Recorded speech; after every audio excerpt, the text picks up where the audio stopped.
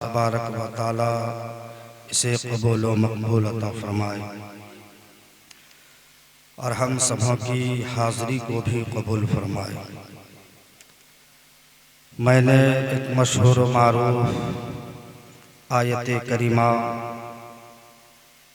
की तिलावत किया है। अल्लाह तबारक व तआला कुरान मजीद व फुरक़ान हमीद में इरशाद फरमाता है, व बिल वालिदैन इहसाना, अपने वालिदैन के साथ अच्छा सलूक करो, अपने वालिदैन के साथ अच्छा बर्ताव करो।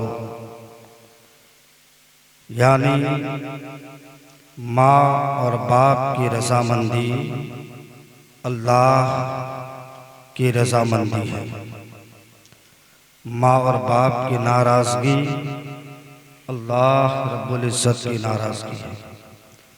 अगर हमसे माँ और बाप नाराज़ है, अब दुनिया के किसी कोने में चले जाए, कोई भी अल्लाह वाले के पास चले जाए, वो अल्लाह वाले आपसे राज़ी नहीं होंगे। अगर आप मिसाल के तौर पे यूँ समझ लीजिए कि अगर हमसे हमारे माँ और बाप नाराज़ हैं और अगर हम अपने पीर व मुर्शिद सैयद सरकार वसीम अख्तर क़ादरी व हुज़ूर सैयदी सरकार वसीम अख्तर क़ादरी की बारगाह में अगर आप पहुँचते हैं तो वो आपसे राज़ी नहीं होंगे, क्योंकि आपके माँ और बाप आपसे नाराज़ हैं। तो अगर हमें सरकार को राज़ी करना है, अल्लाह को राज़ी करना है, रसूलुल्लाह को राज़ी करना है, तो सबसे पहले अपने घर में अपने और माँ बाप को राज़ी करना। जब माँ और बाप राज़ी हो जाएंगे तो हमसे हमारा रब भी राज़ी हो जाएगा, रसूलुल्लाह भी राज़ी हो जाएगा। क्योंकि हमारे वालिदैन यानी हमारे माँ और बाप हमारे लिए जन्नत भी है और हमारे लिए जहन्नम भी है। अगर हमने खिदमत की तो हमारे लिए जन्नत है, और अगर हमने खिदमत ना की तो हमारे लिए जहन्नम है। यानी हर हाल में अपने माँ और बाप को राज़ी करना है, खुश रखना है। और माँ और बाप चाहे जितना भी नाराज हो जाए, अगर औलाद अगर अपने माँ और बाप के कदम से लिपट जाए तो माँ ये पहले आवाज देगी कि बेटा मैंने तो तुझे पहले से माफ कर दिया था, तुमने तो आने में देर लगा दी। क्योंकि माँ माँ होती है, बाप बाप होता है। क्योंकि आप अक्सर देखते होंगे बाजारों में कहीं भी आप चले जाएं, अगर कोई बाप के जिस्म में फटा पुराना कपड़ा हो तो आप ये ना समझें, बल्कि आप ये समझें कि ये इन्होंने अपनी औलाद की खुशी के खातिर वो खुद फटे और पुराने कपड़े पहन रहे हैं, अपनी औलाद की खुशी की खातिर। तो हमें और आपको चाहिए कि हर हाल में अपने माँ और बाप को हम राज़ी करें। और क्योंकि माँ जन्नत है, बाप जन्नत का दरवाजा है। अगर आपने बाप को राजी रखा, दरवाजे पे इजाजत मिल जाएगी, लेकिन अंदर जाने की इजाजत नहीं मिलेगी, क्योंकि माँ वहां पे आपको इजाजत नहीं देगी। आपने माँ को दुनिया में सताया है, रुलाया है, परेशान किया है। अगर माँ को राजी रखा, बाप जन्नत पे खड़ा, दरवाजे पे खड़ा होगा, कहेगा कि हम तुम्हें इजाजत नहीं दे सकते हैं, इसलिए कि तुमने हमें रुलाया है, दुनिया में परेशान किया है, दुनिया में सताया है। चला जा, आज जन्नत के दरवाजे का मालिक मैं हूँ। हर हाल में हमें दोनों को राजी करना है। और जो माँ और बाप कहे उस चीज पर आप अमल करें। माँ और बाप के सामने ऊंची आवाज से कलाम भी ना करें, बात ना करें जिनसे उन्हें तकलीफ हो जाए। क्योंकि हजरत मखदूम माहिमी रहमतुल्लाह अलैह जब अपनी वालिदा की बारगाह में हाजिर हुए और उन्होंने कहा था कि अम्मी जान, हमें इल्म हासिल करना है, हमें पढ़ना है, तो माँ ने कहा कि बेटा हमें तुम्हारी जरूरत है, हम तुम्हें एक पल के लिए नहीं छोड़ सकते हैं, अगर तुम मुझे छोड़ना चाहते हो तो चले जाओ।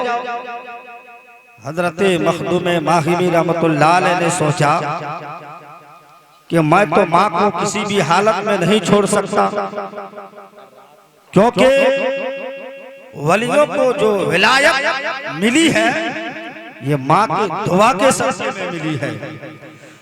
अगर माँ की दुआ शामिल ना हो तो वलियों को विलायत नहीं मिल सकती है। आप अगर कामयाबी चाहते हैं, फलाहो बहबूदी चाहते हैं कि हम दुनिया में कामयाब हो जाएं, आखिरत में कामयाब हो जाएं, तो हर हाल में अपने माँ और बाप की दुआ लेते रहे, क्योंकि जो माँ और बाप की दुआ को लेता रहेगा वो बंदा दुनिया में भी कामयाब होगा और मरने के बाद आखिरत में भी कामयाब हो जाएगा। वो बंदा दुनिया में भी कामयाब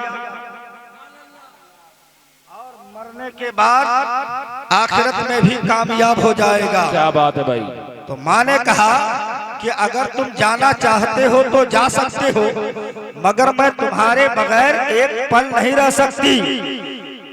तो हजरत मखदूम माहिमी सोचने लगे अब मैं क्या करूं, माँ को तो छोड़ नहीं सकता। अलबत्ता हजरत मखदूम माहिमी टहलते हुए दरिया के किनारे पहुंचे। जो लोग गए होंगे उन्हें पता होगा कि जैसे मुंबई में जहाँ पे मजार शरीफ है बगल में दरिया भी सामने है, तो टहलते टहलते दरिया के किनारे पहुंचे तो वहाँ पे उन्होंने देखा कि एक हसीन खूबसूरत नौजवान बैठा हुआ है। जब उन्होंने देखा, कहा बेटे क्या बात है, बहुत परेशान लग रहे हो, वजह बताओ, सबब क्या है। तो हजरत मखदूम माहिमी अर्ज करते हैं कि आप हमें मेरी हालत पे छोड़ दें, आपको पूछने की जरूरत क्या है। तो उस बुजुर्ग ने कहा था हो सकता है तो हमसे तुम्हारा मसला हल हो जाए, बताओ तो परेशानी क्या है। तो उन्होंने कहा था कि हमें पढ़ना है, हमें इल्म हासिल करना है, अगर हमारी माँ इजाजत नहीं देती है कि एक पल के लिए छोड़ दूं। तो उस नौजवान ने कहा था, उस बुजुर्ग ने कहा था मुझे दुनिया हजरत खिजर के नाम से जानती है, मेरा नाम खिजर है, अगर तुम ये चाहते हो अगर इल्म हासिल कर लो, माँ से जुदा भी ना हो तो हर दिन इसी वक्त यहाँ पर पहुँच जाना, दरिया के किनारे पहुँच जाना, और जो हमारे पास इल्म है हम तुम्हें अदा कर देंगे। लेकिन याद रखो ये हमारा राज रहेगा, ये हमारी शर्त है, किसी को मालूम ना हो कि तुम कहाँ जाते हो, तुम्हें पढ़ाने के लिए कौन आता है। वादा तो कर लिया। एक दिन माँ ने बेटे से कहा मखदूम ये तो बताओ हर दिन कहाँ पर जाते हो, आखिर बात क्या है, मैं तुम्हें मोहल्ले में ढूंढती हूँ, नजर नहीं आते हो, जाते कहाँ हो। तो उन्होंने कहा था कि बेटा सच सच बताना कहाँ जाते हो। अब हजरत मखदूम माहिमी सोचने लगे माँ से तो झूठ बोल नहीं सकता। उन्होंने कहा अम्मी जान मैं कहीं और नहीं जाता हूँ, बल्कि मैं दरिया के किनारे जाता हूँ, जाकर के वहाँ पे तालीम हासिल करता हूँ, जाके इल्म हासिल करता हूँ। जब बेटे ने इतना कहा था, माँ ने कहा बेटा अब तूने हमें बता दिया है, अब तुम्हें मैं रोकूंगी नहीं, हर दिन तुम चले जाना, जाकर के इल्म हासिल कर लेना। जैसे ही इतना माँ ने कहा था हजरत मखदूम माहिमी रोने लगे, आंखों से आंसू जारी हो गए। तब माँ ने कहा था बेटा अब क्यों रो रहे हो, मैंने तो तुम्हें इजाजत दे दी। माँ ने कहा था बेटा क्यों रो रहे हो। तो हजरत मखदूम माहिमी करते हैं अम्मी जान इसलिए तो मैं रो रहा हूँ क्योंकि आपने इजाजत दे दी, मैंने पर्दा फाश कर दिया, इसलिए कि जो हमें पढ़ाने आते हैं उन्होंने कहा था कि जब ये फाश कर दोगे हम तुम्हें नहीं पढ़ाएंगे, हम और पढ़ाने नहीं आएंगे। उधर माँ ने रब्बे कायनात की बारगाह में हाथ को उठाया और परवरदिगारे आलम की बारगाह में इल्तिजा करती है, ऐ परवरदिगार मेरा बेटा जो कुछ चाहता है इसे अता कर दे। परवरदिगार मेरा मेरा बेटा जो चाहता है इसे अता कर दे। माँ अब वो हमें पढ़ाने के लिए नहीं आएंगे। अब ये उदास होकर के फिर दूसरे दिन उसी दरिया के किनारे पहुंचते हैं तो क्या देखते हैं, पहले हर दिन हजरत मखदूम माही भी पहुंचते थे, हजरत खिज़र बाद में आते थे, लेकिन आज का मामूल बरअक्स हो चुका है। हजरत मखदूम माही भी बाद में पहुंचते हैं, हजरत खिज़र अलैहिस्सलाम पहले से पहुंच चुके हैं। हजरत मखदूम माही भी अर्ज करते हैं, ऐ खिज़र तूने तो वादा किया था कि अब मैं तुम्हें पढ़ाने नहीं आऊंगा। तो हजरत खिज़र अलैहिस्सलाम ने जवाब दिया था, ऐ मखदूम माही मैं हर रोज अपनी मर्जी से पढ़ाने के लिए आता था, आज मैं अपनी मर्जी से नहीं बल्कि अपने रब से पढ़ाने के लिए आया हूं। आज मैं अपनी मर्जी से नहीं आया हूँ बल्कि आज मैं अपने रब की मर्जी से पढ़ाने के लिए आया हूँ। इसलिए कि तुम्हारी माँ ने दुआ की थी और अल्लाह तबारक व तआला ने तुम्हारी माँ की दुआ को कबूल फरमा लिया। पता ये चला कि माँ और बाप की दुआ में बहुत तासीर होती है, बहुत ताकत होती है। कहीं भी सफर करो, कोई काम शुरू करो, कहीं भी जाओ तो पहले अपने माँ और बाप से दुआएं लेते जाओ। इसलिए कि अगर सफर में कोई हादसा होने वाला होता है तो माँ की दुआ में इतना पावर होता है, इतनी ताकत होती है कि वो बला दूर हो जाती है, वो हादसा दूर हो जाता है। हजरत दाऊद अलैहिस्सलातु व तस्लीम के दौर का वाक़या है। देखो माँ की दुआ में कितना पावर होता है। अगर कोई बीमार हो तो उसे शिफा मिल जाती है, अगर किसी की मौत आने वाली है माँ की दुआ में इतना पावर है, उसकी उम्र बढ़ जाती है। हजरत दाऊद अलैहिस्सलाम की बारगाह में एक नौजवान बैठा हुआ था, वाज़ो नसीहत हो रही थी, बयान हो रहा था। इतने में हजरत दाऊद अलैहिस्सलाम क्या देखते हैं कि हजरत मलिकुल मौत वहां पर हाजिर हो चुके हैं और फरमाते हैं, ऐ मलिकुल मौत बात क्या है, यहाँ क्यों आए हो? कहा आपकी बारगाह में एक नौजवान बैठा हुआ है, मुझे इसकी रूह कब्ज करनी है, मगर इसकी रूह यहाँ नहीं कब्ज करनी है, इसकी रूह इसके घर पे कब्ज करनी है। और मौत का जो वक्त होता है बिल्कुल फिक्स होता है, ना एक सेकंड आगे हो सकती है ना पीछे हो सकती है। क्योंकि कुछ लोग ये बयान देते हैं कि अगर हम भद्रक के बजाय कटक ले जाते तो वो बच जाता, कोलकाता लेकर जाते, झारखंड बिहार लेकर जाते तो बच जाता। लेकिन याद रखो मुसलमानों, जिसका वक्त पूरा हो चुका है आप दुनिया के किसी कोने में लेकर के जाएंगे वो बच नहीं सकता है, इसलिए कि उसका वक्त पूरा हो चुका है। तो उन्होंने कहा था इसकी रूह हमें घर में कब्ज करनी है।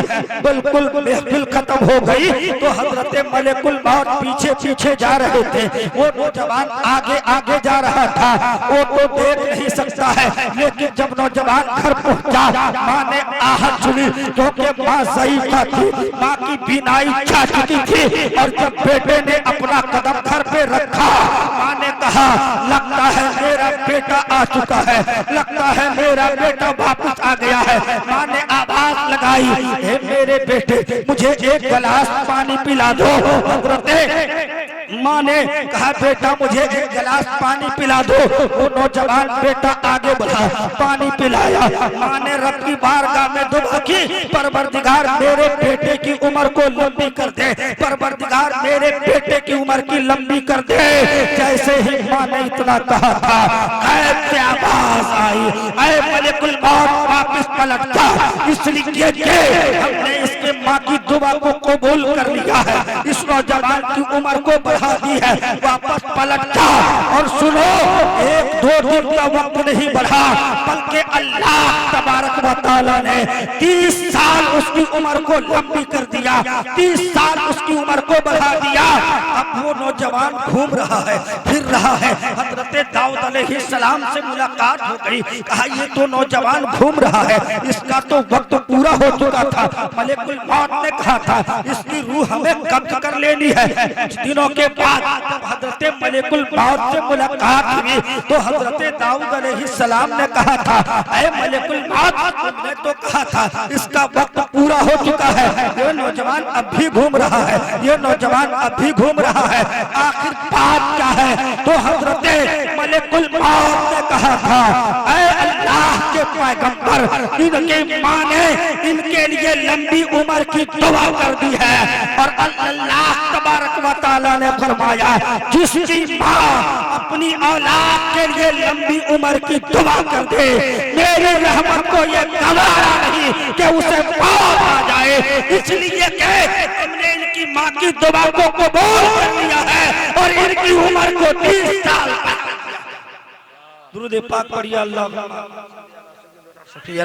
हबीबना मौलाना मुहम्मदिन सलाम या रसूल अल्लाह सल्लल्लाहु तआला अलैहि वसल्लम। हमेशा हम आप अपने माँ के बारे में सुनते हैं, बाप के बारे में बहुत कम लोग ऐसे होते हैं बयान करते हैं, लेकिन आपने ये भी सुना होगा कि बाप जो होता है वो सबसे मजबूत होता है। अगर सारे घर वाले भी रो जाएं लेकिन बाप के आंखों में आंसू नहीं होता है, इसका मतलब ये नहीं होता है कि वो अपनी औलाद से मोहब्बत नहीं करते हैं, अपनी औलाद से प्यार नहीं करते हैं। इसका मतलब ये नहीं होता है, बल्कि वो तो रोते हैं मगर आंसू नहीं निकलता है, दिल से रोते हैं, क्योंकि सबसे मजबूत किला वही होते हैं। और अगर बाप रो जाए तो समझ लो घर में कोहराम मच जाएगा। इसलिए बाप बाप होता है। आप तो माँ के बारे में हमेशा सुनते रहते हैं, मगर मैं एक वाकया बाप के ताल्लुक से मैं आपको सुनाता हूँ। हजरत मौला अली का दौर था। किनका दौर था? हजरत मौला अली का दौर था। और जानते हो जो खलीफा थे हजरत मौला अली हो, हजरत अबू बकर सिद्दीक हो, हजरत फारूक आजम हो, हजरत उस्मान गनी हो, ये रात को गश्त करते थे, घूमते थे, देखते थे हमारे रियाया में, हमारी सल्तनत में कोई भूखा तो नहीं सो रहा है, कोई प्यासा तो नहीं सो रहा है। तो हजरत मौला अली का दौर था। हजरत मौला अली गश्त कर रहे थे, टहल रहे थे, तो खाना काबा के सामने जब पहुंचे तो रोने की आवाज आ रही थी। ऐसा महसूस हो रहा था कोई इंसान दर्द भरी आवाज में रो रहा है। हजरत मौला अली ने अपने साथियों से कहा था कि जाओ जाकर के देखो, ऐसा लग रहा है कोई इंसान रो रहा है। जब साथी गए तो देखा कि एक शख्स है जिसके हाथ भी सलामत नहीं है, जिनका पैर भी सलामत नहीं है, और वो शख्स अपने आप को जमीन पे घसीटते हुए खाना काबा का तबाब कर रहा था, दर्द भरे आवाज में रो रहा था और अपनी जबान से ये कह रहा था, ऐ अल्लाह हमारे गुनाहों को माफ फरमा दे, हमारी खताओं को माफ फरमा दे। ऐ अल्लाह हमसे गुनाह हो गया है, हमसे खता हो गई है, हमारे गुनाहों को माफ फरमा दे, हमारे खताओं को माफ फरमा दे। हजरत मौला अली के साथी पलट कर के आए, कहा एक नौजवान है जिसका हाथ भी नहीं है, जिसका पैर भी नहीं है, मगर वो इंसान दर्द भरी आवाज में रो रहा है। कहा जाओ उसे मेरे पास लेकर के आओ। कहा तुम्हें मौला अली बुला रहे हैं। कहा हमारे पास तो हाथ नहीं है, हमारे पास तो पैर नहीं है, मैं जाऊं तो जाऊं कैसे? कहा कि हम तुम्हें अपने कांधे पर सवार लेकर के जाएंगे। वो नौजवान दिल ही दिल बड़ा खुश हुआ, मौला अली बुला रहे हैं, इसका मतलब ये है कि हमारा काम बन जाएगा, इसका मतलब ये है कि अब हमारा बेड़ा पार होने वाला है, अब हमारा गुनाह माफ होने वाला है। हजरत मौला अली की बारगाह में पहुंचे। हजरत मौला अली फरमाते हैं, ऐ नौजवान पता तुमने कौन ऐसा गुनाह किया है, पता तुमने कौन ऐसी खता की है जो दर्द भरी आवाज में अल्लाह तबारक व तआला की बारगाह में माफी मांग रहा है, वो भी खानाए काबा के सामने, मगर तुम्हारा गुनाह माफ नहीं हो रहा है। कहा है मौला अली मैं आपको क्या बताऊं, मैं कोई आम आदमी नहीं था, मैं बहुत रईस आदमी था, मैं मालदार आदमी था, मैं बहुत बड़े बाप की औलाद में हूँ, इसलिए कि मैं अपने बाप की दौलत को लुटाता था, मैं अपनी बाप के दौलत को लुटाता था। बाप ने जब देखा कि मेरा बेटा तिजोरियां में उनके लिए मैंने खोल रखी है, वो दौलत को लुटा रहा है। एक दिन बाप ने कहा था, ए मेरे बेटे अब तुम्हारे लिए तिजोरियां बंद हो गई है, अब तुम्हें कुछ मिलने वाला नहीं है। और जब उसके लिए तिजोरियां बंद हो गई है, उस नौजवान ने जाकर के शराब पी ली और शराब के नशे में आकर के उन्होंने अपने बाप के गाल पे एक तमाचा लगाया। जब बाप के गाल पे तमाचा लगाया, उस बाप ने खाना एक काबा का गिलाफ पकड़ करके उसके लिए बददुआ कर दी। जब बददुआ कर दी, हाथ भी सिल हो गया, पैर भी सिल हो गया। अब वो नौजवान अपने घर में रहा, बाप गुस्से की हालत में घर से बाहर चला गया। एक जमाना गुजर गया मगर बाप घर वापस नहीं आया। वो नौजवान घर में पड़ा हुआ था। कुछ दिनों के बाद यानी तकरीबन 7 साल के बाद जब बाप वापस आए तो क्या देखा कि बेटे का हाथ भी नहीं है, बेटे का पैर नहीं है। बाप बाप होता है, माँ माँ होती है, चाहे आप जितना सता लो, लेकिन जब माँ और बाप की निगाह अपनी औलाद पे पड़ती है, दिल पत्थर दिल भी होता है तो वो मौत की तरह हो जाता है। और माँ तो माँ होती है, दिल मौत की तरह होता है। बाप तो बाप होता है, दिल नरम होता है। बाप ने कहा था, ए मेरे बेटे ये तूने कैसी हालत बना करके रखी है? तो बाप ने कहा था, ये क्या हालत बना करके रखी है? कहा कि जब से आपने घर छोड़ा हमारी ये हालत हो गई है। बाप ने कहा था, ए बेटा ऐसा लगता है कि हमने तुम्हारे लिए बद्दुआ की थी और ये तुम्हें सजा मिल गई है। चलो खाना काबा के पास चलते हैं और जाकर के हम तुम्हारे लिए वही पे दुआ करते हैं। अब वो नौजवान अर्ज करता है, या मौला अली अभी हम रास्ते में थे, सवारी को ठेस लगी और हम दोनों जमीन पर आ गिरे। बाप का इंतकाल हो गया और उस वक्त से लेकर के 7 साल का जमाना हो गया है। मैं अपने रब से माफी मांग रहा हूँ, हमें माफी नहीं मिल रही है। तब मौला अली फरमाते हैं, ऐ नौजवान चलो खाना काबा के पास चलते हैं। खाना काबा के पास हाजिर हुए, गिलाफ को पकड़ करके मौला अली दुआ करते हैं, ऐ परवरदिगार इस नौजवान का बाप इससे राजी था, इसलिए कि तू भी राजी हो जा। जब मौला अली ने दुआ की, गायब से आवाज आई, ऐ अली क्या हमने तुम्हारी दुआ को कबूल कर लिया है? जब अल्लाह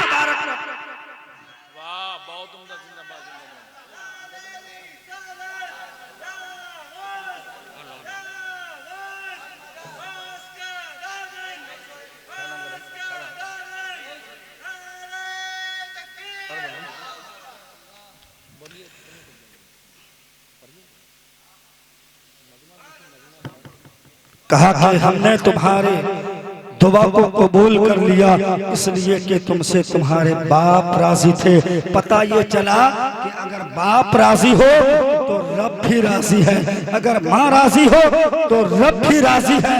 और अल्लाह तबारक व तआला ने हमें और आपको जिस मकसद के लिए पैदा फरमाया है, आप उस चीज को करें। हमारे आका सल्लल्लाहु अलैहि वसल्लम ने इरशाद फरमाया कि तुम्हारे लिए यानी नमाज मेरी आंखों की ठंडक है। बहुत ऐसे नौजवान हैं जो नमाज नहीं पढ़ते हैं, जो नमाज से कतराते हैं, लेकिन याद रखें जब हम दुनिया से जाएंगे तो सबसे पहले नमाज के बारे में पूछा जाएगा।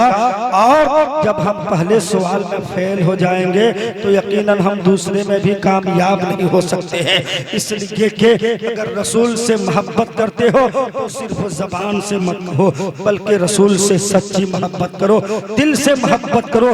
जैसे हमारे असलाफ मोहब्बत करते थे, जैसे सहाबा मोहब्बत करते थे। सहाबा इतने आसानी से सहाबा नहीं बने हैं, बल्कि बहुत परेशानियां हुई है। किसी के ऊपर गरम रेत रखा गया है, किसी पे कोड़े बरसाए गए हैं, तब जाकर के हम तक इस्लाम आया है। इतनी आसानी से हमारे पास इस्लाम नहीं आया है, बल्कि सहाबा ने जहाँ पे जान की बारी आई वहाँ पे अपनी जान को कुर्बान किया है। जहाँ पे दौलत की बारी है वहाँ पे उन्होंने अपनी दौलत को कुर्बान किया है। और वो सिर्फ यही चाहते थे, जब मेरी निगाहों ने रसूल का जलवा देख लिया है तो दुनिया में और और किसी की ताकत को देखने की जरूरत नहीं है। मैं बताता चलूं, मेरे आका सल्लल्लाहु अलैहि वसल्लम का आखिरी वक्त था, यानी जब दुनिया से जाहिरी तौर पे रुखसत होने वाले थे, एक सहाबी नबी की बारगाह में हाजिर हुए। जब नबी पाक सल्लल्लाहु अलैहि वसल्लम के चेहरे को देखा तो उन्होंने महसूस कर लिया अब हमारे आका हमसे जुदा होने वाले हैं। आंख से आंसू जारी हो गए, लेकिन जब वहां से वापस आ रहे थे तो पलट करके रसूल पाक के तलवा को देख रहा था, रसूल पाक के तलवे को देख रहा था और वापस पलट गया। कुछ देर के बाद उस सहाबी की औलाद घर पहुंची और जा करके उन्होंने अपने बाप से कहा, अब्बू जान, रसूल पाक सल्लल्लाहु अलैहि वसल्लम दुनिया से रहलत फरमा गए हैं, रसूल पाक सल्लल्लाहु अलैहि वसल्लम का विसाल हो गया है। अब सहाबी का अकीदा तो देखो, उन्होंने आखिरी बार नबी पाक सल्लल्लाहु अलैहि वसल्लम का चेहरा देखा था, जलवा देखा था, नबी का तलवा देखा था। जब उन्होंने ये खबर सुनी तो फौरन रब्बे कायनात की बारगाह में इल्तिजा करते हैं, ऐ परवरदिगार, हमारी आंखों की बिनाई वापस ले ले, इसलिए कि अब मैं दुनिया में रसूल के बाद किसी को देखना नहीं चाहता। अब मैं दुनिया में रसूल के बाद किसी को नहीं देखना चाहता हूँ। किताबों के अंदर ये मौजूद है। सहाबी की बिनाई चली गई। और बहुत ऐसे सहाबी हैं जो एक नाबीना थे, उन्होंने बारगाह में अर्ज किया था, या रसूल अल्लाह, मैं चाहता हूँ हमारी बिनाई वापस आ जाए, हमारी रोशनी वापस आ जाए। अल्लाह के प्यारे हबीब सल्लल्लाहु अलैहि वसल्लम ने दुआ फरमाई और उसकी बिनाई वापस आ गई। उन्होंने रसूल पाक सल्लल्लाहु अलैहि वसल्लम का चेहरा देखा और फिर नबी की बारगाह में अर्ज करते हैं, या रसूल अल्लाह, अब आप फिर दुआ कर दीजिए, मैं अंधा हो जाऊं। या रसूल अल्लाह, आप दुआ कर दीजिए, फिर मेरी बिनाई वापस चले जाए। आका फरमाते हैं, ए सहाबा, ए मेरे प्यारे सहाबी, तुमने तो अभी कहा था हमारी बिनाई वापस आ जाए। मैंने उन्हें सहाबी ने अर्ज किया, या रसूल अल्लाह, मेरी बिनाई वापस आ गई। मेरा मकसद ये था मैं आपके चेहरे की ज़ियारत कर लूं, और मैंने आपके चेहरे की ज़ियारत कर लिया है। जब मैंने आपको देख लिया है, आपका दीदार कर लिया है, हमने सारी दुनिया को देख लिया है, हमने सारी कायनात को देख लिया है। अल्लाह तबारक व तआला कुरान मजीद में इरशाद फरमाता है, वबिल वालिदैन इहसाना, अपने वालिदैन के साथ अच्छा सलूक करो, अपने वालिदैन के साथ अच्छा बर्ताव करो, अपने वालिदैन के साथ हुस्ने सलूक करो। और जो बंदा अपने वालिदैन के साथ अच्छा सलूक करता है, याद रखें, वो बंदा कभी परेशान नहीं होता है, बलाएं उससे दूर हो जाती है। इसलिए कि उस औलाद के लिए उसके माँ और बाप उसके लिए दुआ करते हैं, और जब माँ और बाप दुआ करते हैं तो उसकी हर बला और मुसीबत दूर हो जाती है। तो वो को खत्म कर रहा हूँ। अस्सलामु अलैकुम व रहमतुल्लाहि व बरकातहू।